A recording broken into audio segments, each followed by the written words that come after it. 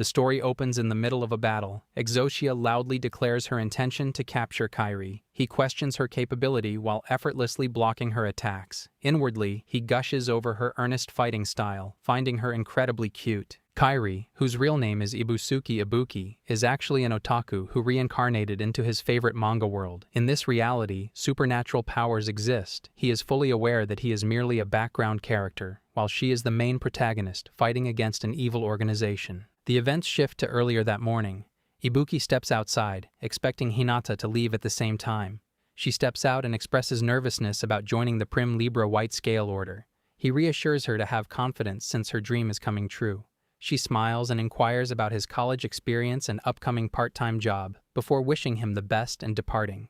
He internally panics over how precious she is, struggling to handle her kindness. Seeing her in the exact uniform from the manga completely overwhelms him. Even after 15 years since his reincarnation, he still struggles to contain his immense admiration. Suddenly, Kushina approaches from behind, apologizing for the wait. He clarifies that he was simply talking with Hinata. Kushina acknowledges this and urges him to hurry so they are not late for work. While waiting at the bus stand in front of a massive building, Ibuki mentions that it will soon be exactly 100 years ago when humanity lived without Lux. Kushina already knows, having seen numerous television specials about the upcoming anniversary. Suddenly, someone shouts at Ibuki, harshly criticizing him for trying to board the regular bus as a man. The angry commuter insists he should ride the designated men-only bus, which is currently completely packed, because he lacks Lux. Kushina swiftly intervenes, firmly stating that he is her companion. This quickly silences the complaints. Once seated on the bus, Ibuki reflects on their broken society. Because Lux almost exclusively manifests in women, men are largely treated as incompetent and worthless. The concept of gender equality no longer exists. Even though they are on a regular route, he feels incredibly awkward standing out on the female-dominated transport. They eventually arrive at a cafe. Kushina breathes a sigh of relief to be in a calming environment. He thanks her for her daily help and then asks if this ordinary shop is genuinely the Naga Messiah hideout. She confirms his suspicions. A waitress named Yuika approaches their table. She speaks entirely in contradictions, claiming to happily intrude on their conversation. Kushina explains that the waitress is only capable of speaking in lies. He immediately realizes this trait must be her specific Lux ability. Yuika hands over their orders along with their very first mission as official members of Naga Messiah. The scene shifts to Ibuki standing atop a tall building. He peers down at the street below. Bystanders spot his Naga Messiah cloak and panic, urging each other to flee before the police arrive. Unbothered, he focuses on his sole mission, creating a diversion. He recalls his earlier conversation with Kushina. She explained that she would act as the main attacking force on the opposite side of the station. His task is simply to draw attention away from her and buy at least 10 minutes against Hinata. Right on cue, Hinata lands on the roof with enough force to shake the entire structure. She represents the expert combatants who fight supernatural crimes against the evil Naga Messiah organization. She formally introduces herself as an exorcist of the Prim Libra 10th branch and asks if he belongs to the enemy group. He confirms his allegiance, introducing his code name as Separator. Immediately after, he turns and sprints away. Confused by his sudden retreat, she demands that he stop. Instead, he leaps boldly from the edge of the building. As he falls, he reflects on the original manga's storyline, where his character was meant to be mere cannon fodder. He has no intention of repeating that fate. He lands smoothly and safely on an adjacent rooftop. The onlookers gasp in amazement, realizing he possesses a rare Lux. Hinata yells in surprise at seeing a man born with this power.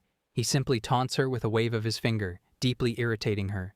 Furious, she sprouts glowing wings and gives chase across the rooftops. As he runs, he admits to himself that he could have just stood his ground. However, as a reincarnated superfan, he desperately wants a front-row seat to see his favorite character's iconic abilities in action. Eventually, they end up facing each other again. He compliments her impressive speed for closing the gap so quickly. She brushes off the praise, stating she has no time for idle chatter and must quickly stop his allies from causing chaos elsewhere. Ibuki smirks and teases her about being anxious, guessing this must be her very first mission. Hinata angrily denies the accusation, declaring her pride as a Prim Libra member. Chuckling, he calls her a newbie and resumes his escape across the buildings. Furious, she vows not to let him get away and chases after him. He soon drops down to the ground level, expertly navigating through a dense maze of pipes. He knows her acceleration ability only boosts her speed and does not actually enhance her physical strength. By using the cluttered environment, he plans to obstruct her path and easily slow her down. However, she pushes through the obstacles without hesitation, rapidly closing the distance between them.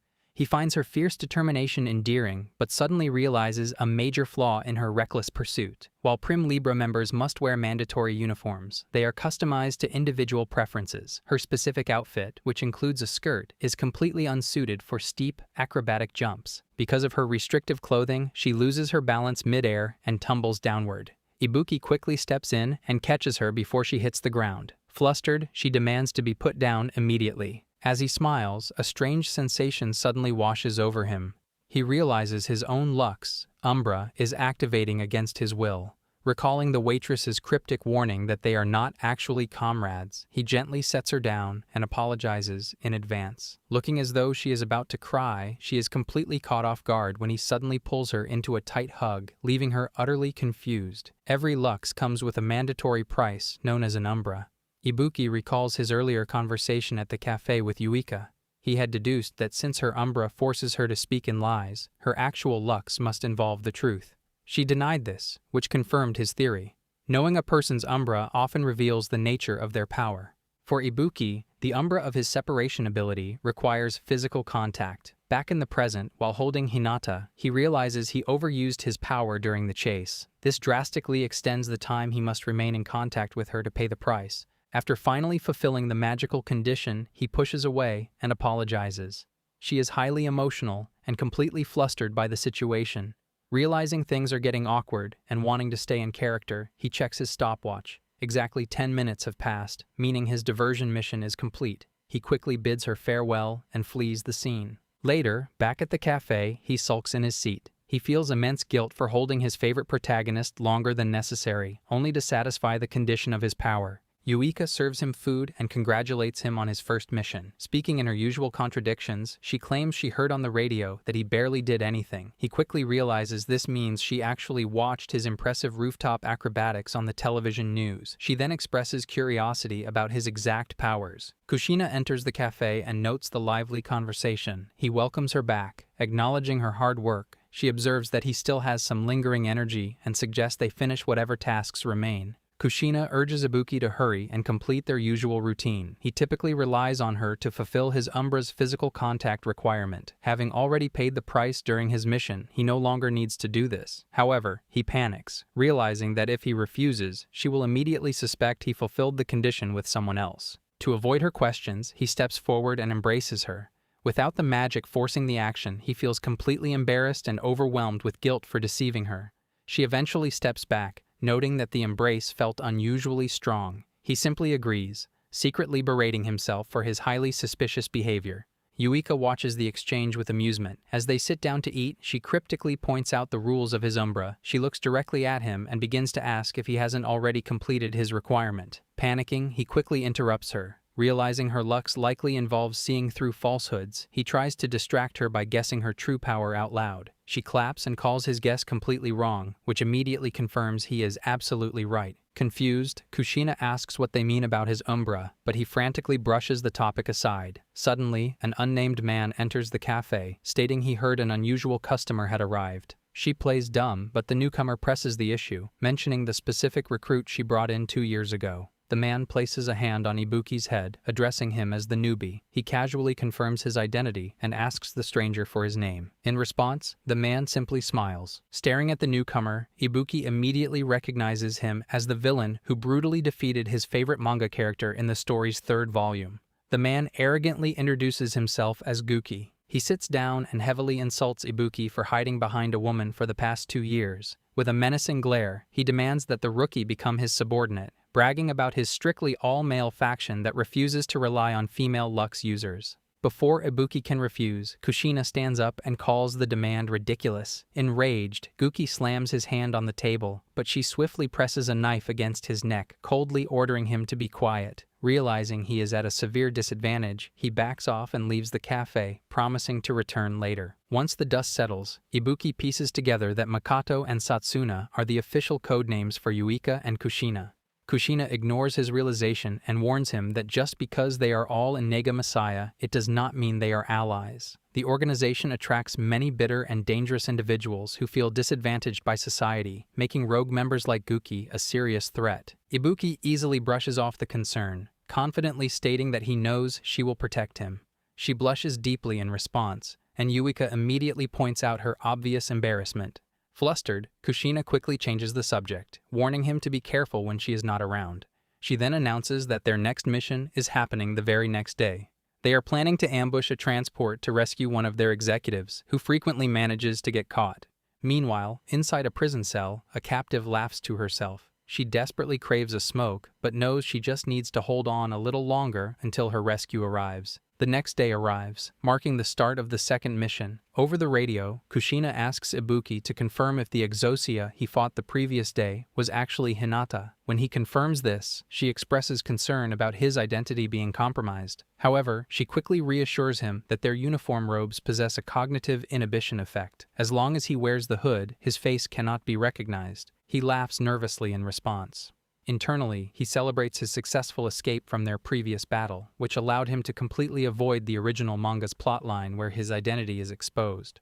With the robe protecting him, he is thrilled at the prospect of acting as a subordinate. It gives him the perfect excuse to support his favorite protagonist from the front row while keeping his daily life secure.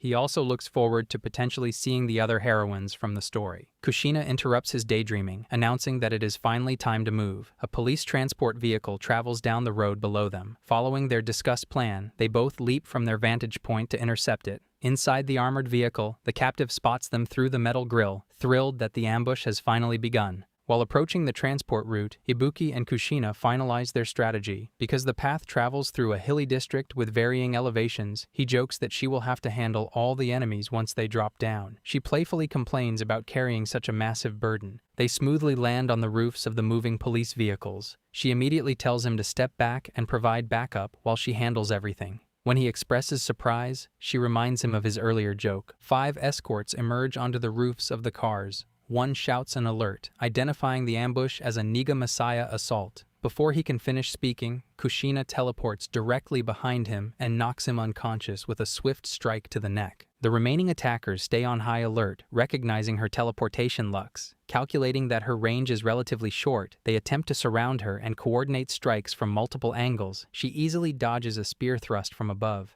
Another attacker tries to block her escape route, but she expertly intercepts the weapon and disarms her opponent in one fluid motion. Watching the fight, Ibuki muses about true strength, as it's not just her teleportation ability. She is a highly skilled martial artist, making her an incredible force in combat. She quickly takes down the remaining enemies, causing the escort cars to crash into each other in the chaos. She stands victorious atop the main prisoner transport van. Analyzing the situation, he notes that defeating her safely requires an ultra-long-range attacker. He suddenly realizes something is very wrong. The enemy escorts only utilized close combat abilities like physical enhancement and ice weapons. Knowing her formidable reputation, bringing only close-quarters fighters puts them at a severe disadvantage, heavily implying the entire setup is a trap. Suddenly, the first escort that Kushina previously knocked out regains consciousness and fiercely provokes her. Ibuki instantly realizes the guard is merely trying to draw her attention away from a sneak attack. He urgently shouts for her to dodge. Trusting his warning, she leaps out of the way just as a small blade shoots down from above, narrowly missing her. She lands safely on the bridge beside him and expresses her gratitude for the timely alert. A newcomer appears in the sky, levitating with several small knives hovering around her. She casually apologizes for missing her target. Seeing her azure hair, her blue-lined uniform, and her 4 distinct swords, Ibuki immediately recognizes her as Utsurugi Rui. She is a renowned prodigy from Black Libra and another of his favorite manga heroines. He internally geeks out, recalling that beneath her cool exterior, she harbors a fiercely overprotective, tsundere-like affection for Hinata. Rui greets Kushina sarcastically, promising that she will capture both of them today. While he continues to silently fanboy over the encounter, Kushina notices the prisoner transport van slipping away. He steps forward, confidently telling her to chase after the vehicle while he handles the aerial attacker. Realizing he is completely serious, she quickly departs to finish the rescue. Left alone with him, Rui mocks his attempt to split them up, questioning if he truly believes he can handle her alone. Spotting the spider lily emblem on his cape, she deduces that he is the rumored male subordinate. Radiating intense hostility, she demands he die and launches a sword directly at him with menacing speed. He barely manages to evade the strike, suffering a small cut on his cheek. As he recovers his footing, he nervously realizes her killing intent is dangerously high. Hovering in the sky, Rui relentlessly hurls her knives at Ibuki. Sensing the immense danger, he leaps down from the bridge. The blades track his movements, but he barely manages to dodge them. Landing safely, he realizes his hood almost flew off. He resolves to protect his disguise at all costs. As he flees, he demands to know why she is attacking him. She furiously accuses him of humiliating Hinata. Ibuki realizes that news of his forced embrace from the previous day reached her incredibly quickly. In the original story, Rui does not use that affectionate nickname until much later. He concludes that his actions drastically accelerated her protectiveness over her partner. Enraged that her teammate was so deeply distressed by the encounter, she vows to eliminate him and unleashes another fierce barrage of levitating knives. While dodging, he analyzes her psychokinesis lux. She can freely manipulate any object that weighs equal to or less than her own body weight. Because it includes her own mass, she can use the power on herself to fly. He acknowledges how overwhelmingly powerful she is. As a truck approaches from the front, he smoothly vaults over it. He compares her immense power to his own lux, separation. His ability can pull apart two touching objects, but only by a tiny distance and for a fraction of a second. It carries a severe restriction. He must see both objects simultaneously with perfect, split-second timing. The power is so incredibly weak that even Yuika was visibly confused when she first learned about it. Despite its limitations, he uses separation to repel her attacks. With perfect timing, he punches an incoming blade, separating its trajectory just enough to repel it directly into another knife, neutralizing both. Surprised by his defense, her eyes widen. Meanwhile, he complains aloud about how heavy the swords are, jokingly estimating they must weigh almost exactly her body weight. Highly offended, she dives in for a physical kick. He successfully blocks the strike, but she quickly analyzes his movements, noting that his neutralization ability clearly has limits since he is forced to dodge or block certain attacks. Ibuki realizes she is quickly figuring out his limitations. He decides he needs to keep her distracted, though he still cannot bring himself to attack his favorite character. He admires her captivating presence, noting that he cannot look away. Suddenly, Rui points a finger, and the handle of a blade violently strikes him from behind. Gritting his teeth, he realizes she sneakily manipulated the very first sword he deflected earlier. She launches a relentless assault, inflicting multiple cuts across his body. He curses his own carelessness, recognizing that her true strength lies far beyond her raw psychokinesis. She wields her lux with such lethal precision that a single misstep means certain death. Her graceful, deadly control over her floating blades has earned her the infamous title of Maestro. The overwhelming barrage of swords eventually knocks him straight through the wall of a nearby building. Rui steps inside the rubble and approaches his downed figure, raising her blade for a finishing strike. However, as the dust settles, his hood falls back and exposes his face. She pauses in sudden silence, dropping her weapon in surprise. Glaring at him, she coldly remarks that he must have used this exact face to tease Hinata. He desperately denies the accusation, insisting he did absolutely nothing of the sort. Refusing to listen to his excuses, she covertly summons another sword from behind him. Blinded by the settling dust, he fails to spot the incoming weapon in time, and the blade pierces through him. Instead of dying from the strike, Ibuki suddenly turns into a cloud of smoke right as the sword hits him. Rui shouts in confusion and tries to grab the mist, but fails. Kushina successfully used her teleportation lux to swap him out at the last second and save his life. Safely back with his partner, he asks if the rescue is complete, and she confirms it is. Meanwhile, the remaining escorts report over the radio that the Niga Messiah executive successfully made contact and freed the captive. Hearing this, Rui deduces that the smoke was the result of an exchange teleportation. Inside the getaway vehicle, the rescued captive complains about a sudden slam on the brakes, angrily claiming she almost bit her tongue off. Kushina ignores the complaint and tosses a package to her. The captive sheds her disguise, ties her hair back, and reveals herself as Shion, the fourth executive of Niga Messiah. Shion notices her rescuer glaring and pinching her nose in disgust. Kushina bluntly retorts that it would have been better if she had actually bitten her tongue off. Furious, Shion challenges her to a physical fight right then and there. Kushina casually mocks her for being foolish enough to get caught in the first place. The two immediately launch into a bitter argument over proper gratitude. Watching them bicker, Ibuki realizes they truly do not get along. He intervenes to calm the tension, jokingly referring to the rescued executive as a social misfit. She angrily snaps at him to stop calling her that. Kushina officially declares the mission complete, causing Ibuki to sigh with relief. Shien notes that their only remaining task is to escape safely. However, a sword suddenly shoots toward them from a nearby building, forcing Kushina to narrowly dodge the blade. Rui arrives, levitating menacingly in the air, and refuses to let them slip away. Shien smirks and playfully taunts her in response. Unfazed, Rui reveals she did not come alone. A squad of reinforcements quickly surrounds the trio. As the aerial attacker doubts they will be able to talk their way out of this, Ibuki panics internally. He notes the massive overkill of the enemy forces and realizes they are completely trapped. Shin exhales a thick cloud of smoke and confidently takes charge, noting that both her rescuer and the rookie did an excellent job holding the line. Deciding it is time to get her own hands dirty, she steps forward to face the surrounding enemy squad, eager for her first real taste of the outside world since being captured.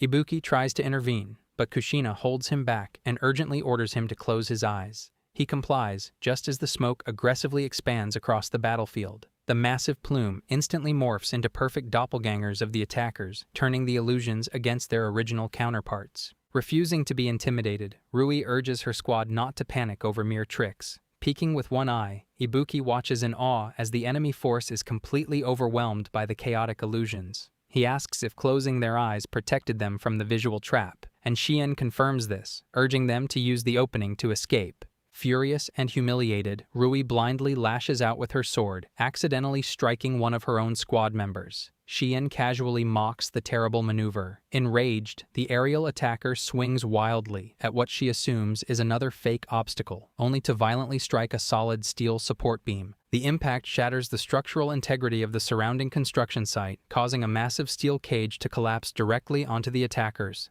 Standing victorious over the trapped squad, Shien formally introduces herself as the illusionist executive of Niga Messiah. As the remaining enemies scramble to retreat, a pinned Rui furiously vows revenge against the organization. Later, the trio successfully returns to the safety of the cafe. Due to his umbra, Ibuki is forced to hold Kushina to pay the magical price for his power. Shien finds the situation absolutely hilarious and relentlessly teases her fellow executive about looking cute. He quickly steps in, asking the illusionist to stop making the situation worse. Laughing loudly, Shien jokes that it is the greatest umbra ever and playfully accuses him of enjoying the excuse.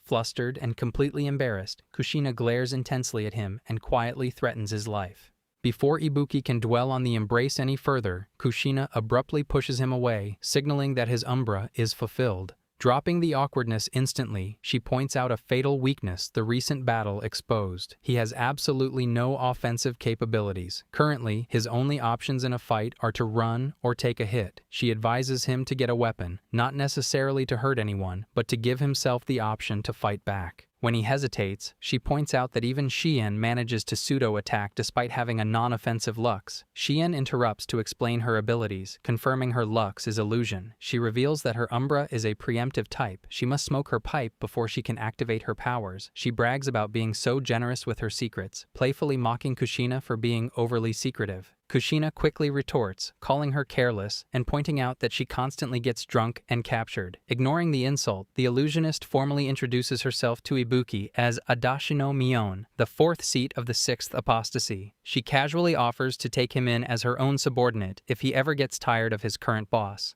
Kushina fiercely threatens her in response, sparking another loud argument between the two executives. Watching the chaotic banter, Ibuki jokingly suggests that they actually get along surprisingly well. Both women immediately and loudly deny the claim, and even Yuika chimes in to confirm their mutual dislike. Meanwhile, in a completely different location, Hinata paces nervously back and forth. Gathering her courage, she types out a message to Ibuki. Apologizing for the suddenness, she asks if he would like to hang out with her on Sunday. The weekend finally arrives. Hinata heads to the meeting spot, wondering if Ibuki is already waiting. When she arrives, she spots two people aggressively trying to hang out with him. He politely declines their offers, stating he is waiting for someone. Annoyed by the intrusion, Hinata steps forward and firmly announces that she is the one he is waiting for, prompting the intruders to quickly leave. Noticing she is slightly frustrated, he tries to cheer her up by offering to buy whatever clothes she wants today as an apology. She quickly declines, admitting she was simply overwhelmed with excitement about their outing. Her genuine happiness makes him incredibly nervous as he suddenly realizes this is their very first time going out completely alone. When she asks if he is bored, he covers up his panic by claiming he is just worried because he has never picked out clothes for anyone before. Internally, he reminds himself to stay focused. He remembers Rui calling her by an affectionate nickname during their recent battle, an event that is not supposed to happen until much later in the original manga timeline. One of his primary goals today is to figure out why the story has changed. Hinata suddenly mentions that someone else insisted on joining them today. Right on cue, Rui appears from behind, tightly hugging Hinata and loudly praising her casual outfit. Ibuki completely panics, realizing his dangerous enemy is standing right in front of him. Hinata tries to properly introduce them, but Rui ignores the pleasantries. She glares intensely at Ibuki and aggressively marches toward him, clearly recognizing him from their fight. Desperate to survive the encounter without blowing his cover, he decides to play the villain. Leaning in closely, he quietly leverages his established, close relationship with Hinata, quietly warning Rui to watch her attitude or risk upsetting their mutual companion. Furious but unwilling to cause a scene, Rui grits her teeth and coldly introduces herself, fiercely declaring her position as the ultimate companion to Hinata. Fortunately, Rui refrains from launching an attack. Because his face was exposed during their previous battle, she clearly recognizes him as the enemy subordinate. However, she cannot openly attack him in public without causing a massive scene and blowing her cover. Realizing he is safe for the moment, Ibuki mentally breathes a heavy sigh of relief. Ignorant to the intense hostility between them, Hinata cheerfully approaches. She expresses amazement at how well they are getting along despite having just met. Both of them immediately and loudly deny the observation. As the trio continues walking through the bustling mall, chaos suddenly erupts. Guki aggressively crashes into the middle of the shopping center, accompanied by a large group of hostile subordinates. Ibuki instantly spots the menacing threat, recognizing the brutal villain from his earlier encounter at the cafe. Seeing the overwhelming number of enemies flooding the area, Hinata urgently tells him to run to safety. He quickly questions what she and her partner plan to do if he leaves. Without hesitation, she bravely declares that they will stay behind to protect all the innocent bystanders. When Hinata was just 5 years old, she was caught in a dangerous incident and saved by an exosia. The hero praised her bravery, which instantly inspired her lifelong dream to become an exosia herself. Back in the present, she faces off against Guki and fiercely vows to capture him. He becomes annoyed, complaining that he has already been chased around and irritated by Rui. Deciding to blow off some steam, he orders his subordinates to attack the innocent bystanders. The attackers suddenly transform into wolves and charge forward. Before they can harm anyone, Rui intercepts them with a swift strike. She confidently tells Hinata to leave the weaker enemies to her and focus entirely on taking down Guki. Agreeing to the plan, Hinata uses her acceleration lux to deliver a high-speed punch. However, Guki does not even flinch, effortlessly catching her fist with a single hand. Mocking her weak effort, he brutally slams her into the ground. Watching from the sidelines, both Ibuki and Rui shout her name in horror. Coughing up blood, she realizes his offensive power and physical durability are terrifyingly high, leaving her to wonder what his exact lux could be. He cracks his knuckles and coldly insults her, calling her a massive letdown. He claims she is just a pretty face propped up by rumors rather than actual skill. Refusing to stay down, she forces herself back up, determined to grow stronger and reach the level of her childhood idol. He completely dismisses her resolve and strikes her in the head. Grabbing her by the hair, he pulls her up and brutally forces her to look at the destroyed mall. He sadistically blames her for the ruined day, stating that the bystanders are suffering simply because she was too arrogant and weak to defeat him. The narrative then shifts to explain the concept of divine revelation. When a person turns 7 years old, a bell rings inside their head, granting them their specific lux and its accompanying umbra. The story flashes back to a 7-year-old Hinata, eagerly crossing off days on a calendar. Holding a clock as midnight approaches, she excitedly asks her parents what kind of elemental power she might receive. Her father excitedly hopes she receives a simple body enhancement lux, assuring Hinata she will become a fine exorcist regardless of the outcome. However, midnight passes in complete silence. Realizing she did not receive a blessing, she breaks down in tears, prompting her parents to quickly embrace her.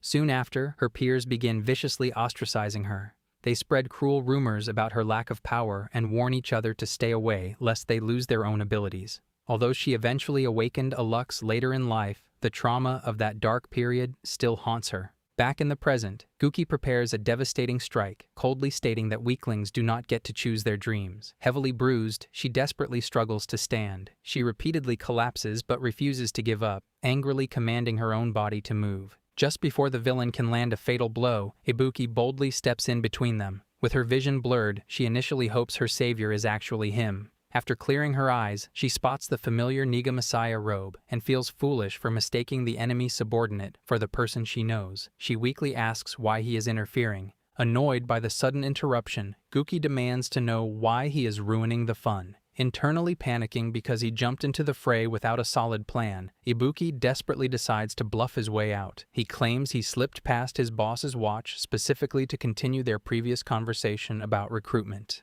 The brute grins, assuming the rookie is finally joining his faction. Hearing this supposed alliance, both Hinata and Rui react with absolute shock. Ibuki verbally confirms his intention to become a subordinate. Suddenly, an arrow shoots down from above, narrowly missing Guki and pinning his cape. Cursing loudly, the brute looks up toward the source of the attack. The newcomer reveals herself as a member of the Prim Libra 10th Division, casually commenting that her target is still as sharp as ever. Guki curses the persistent 10th Division member. Realizing the sudden disadvantage, he commands his squad to grab their fallen allies and retreat immediately. Hinata tries to stop them, but they vanish before she can act. Frustrated, she drops to the ground and curses her own weakness. After getting her injuries bandaged, Rui attempts to comfort her. However, Hinata bitterly admits she was completely powerless and only survived because Ibuki, the enemy subordinate, stepped in. She briefly wonders why she subconsciously overlapped the villain's silhouette with her companion. Suddenly remembering that she left him alone in the mall, she panics about his safety. Right on cue,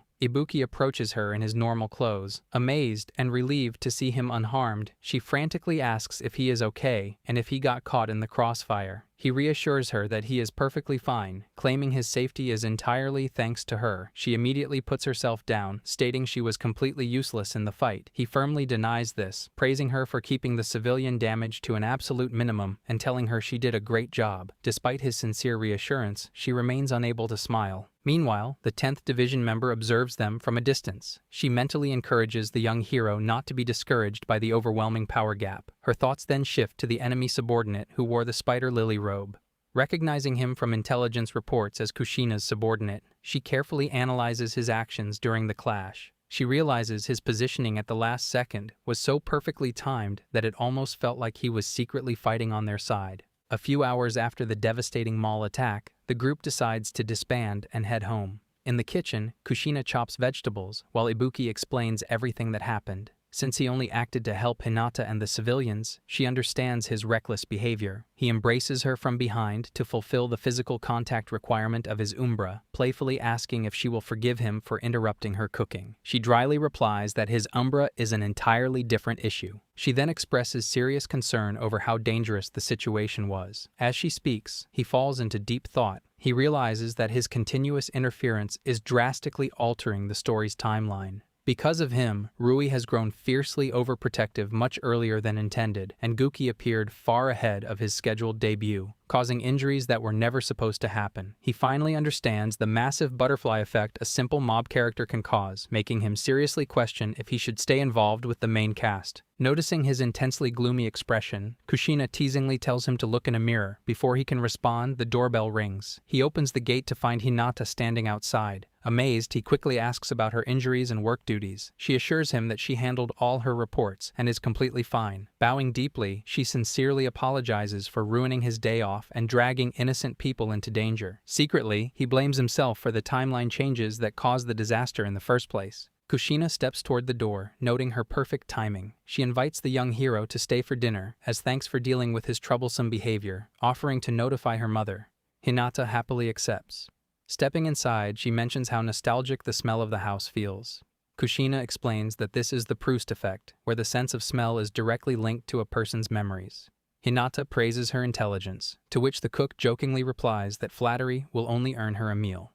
After they finish eating, Ibuki suddenly brings up the upcoming Centennial Festival. Both of his companions are surprised by the mention. Hinata playfully comments that Kushina spoils him too much, while his partner sighs, noting that he is far too relaxed and well-fed. At the dinner table, Ibuki confusedly asks if Kushina is talking about a pet, but she clarifies she is talking about him. Hinata gently shifts the topic to the upcoming Centennial Festival, an event commemorating the 100-year anniversary of the discovery of Lux. She explains that all branches of Prim Libra will be on high alert during the celebrations, but she still managed to secure a few days off. Observing her closely, he realizes she still seems quite down from the previous battle. He notices that Kushina catches this lingering sadness as well. Determined to make his favorite character smile, he suddenly stands up and invites Hinata to attend the festival together. Flustered and blushing, she asks if Kushina will join them, but the cook quickly excuses herself, claiming she will be too busy. She then suggests inviting Rui instead. Panicking at the thought of being murdered by the overprotective partner, he desperately rejects the idea. He grabs her hand and smoothly insists he wants it to be just the two of them so they can make up for lost time.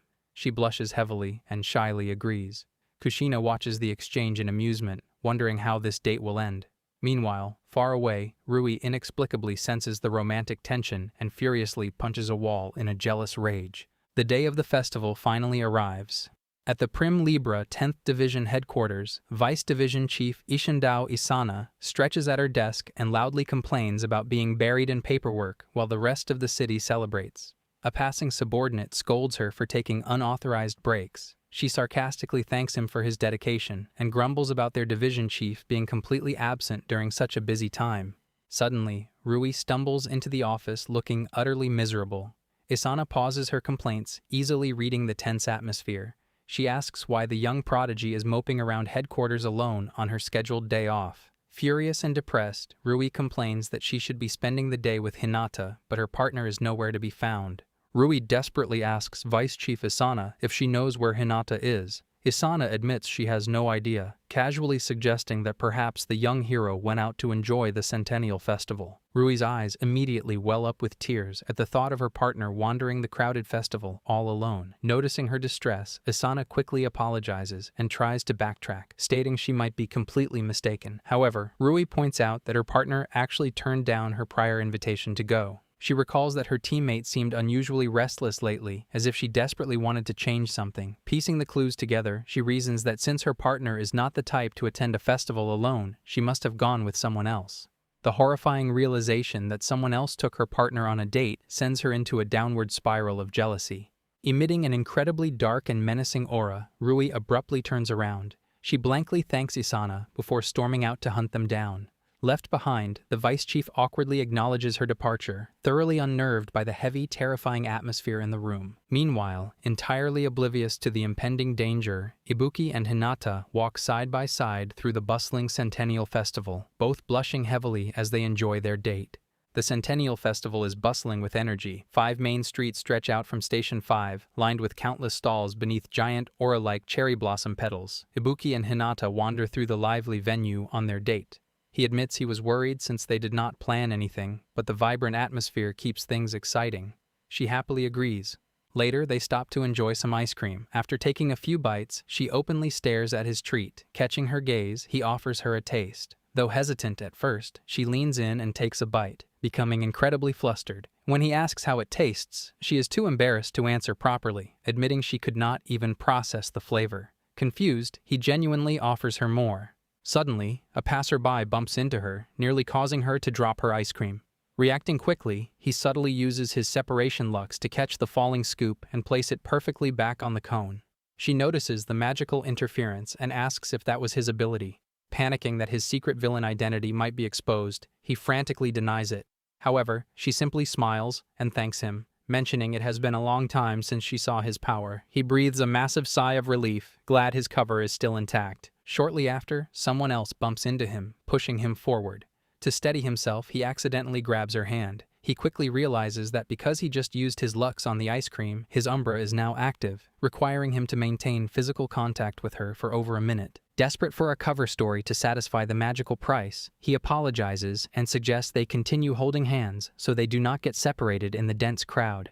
She nervously agrees, and an awkward but sweet romantic tension settles between them. As they stiffly hold hands, a few onlookers stare, loudly whispering that they look silly and shameless. Annoyed by the rude onlookers, Ibuki mentally scolds them for bumping into people without apologizing.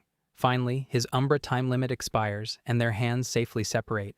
Overwhelmed with embarrassment, Hinata crouches on the ground to hide her blushing face. She offers to fetch them drinks, but he insists on going instead so she can rest. As he walks away, he deeply regrets making the situation so awkward. Suddenly, he spots Rui standing atop a nearby building, glaring down at the crowd with menacing intensity. Meanwhile, resting on the bench, Hinata struggles to calm her racing heart. She feels incredibly lightheaded from the intimate hand-holding. Desperate for a distraction, she watches some nearby festival-goers playing a goldfish scooping game. Seeing them win reminds her of her own feelings, but she quickly shakes her head. She tries to convince herself that her feelings for him are purely admiration. She rationalizes that he already has Kushina by his side, noting that they live together and practically act like a married couple. Brushing her romantic thoughts aside, she decides to focus on her hunger, planning to make him buy her plenty of food as an apology when he returns. To her surprise, Ibuki suddenly rushes back and swiftly pulls her close, hiding her face against his chest. Confused by the sudden embrace, she wonders what he is doing. He internally panics, knowing that if Rui spots them together in the crowd, she will definitely attack. He whispers for Hinata to stay completely quiet and follow his lead. Navigating through the dense crowd, he successfully avoids the angry teammates' line of sight. Once clear of the immediate danger, he grabs her hand and starts running. He apologizes for grabbing her again, but she simply follows, silently accepting that she is content just watching his back. They duck into a secluded side street to catch their breath. Suddenly, she lets go of his hand, turning pale and completely red. Confused, he asks, "What is wrong?" Following her gaze, he realizes they accidentally ran into a quiet district famous for its romantic couples' inns. Completely flustered by the inappropriate setting, she shouts at him and runs away. He desperately calls out, swearing it is a huge misunderstanding. Suddenly, Rui steps out from the shadows, pointing her floating swords directly at him. She angrily asks what part of the situation is a misunderstanding and fiercely threatens his life. Here I am, know it's been